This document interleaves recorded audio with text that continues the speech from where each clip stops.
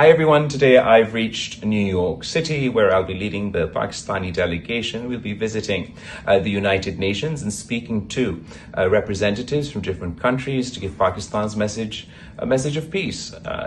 Recently, India launched an unprovoked, aggressive strike in Pakistan that killed innocent civilians. They targeted civilian infrastructure, including dams and worship places, resulting in the loss of innocent lives and the start of a war between two nuclear powers that was concluded through a ceasefire. But we believe that perpetual peace is only possible through dialogue and diplomacy.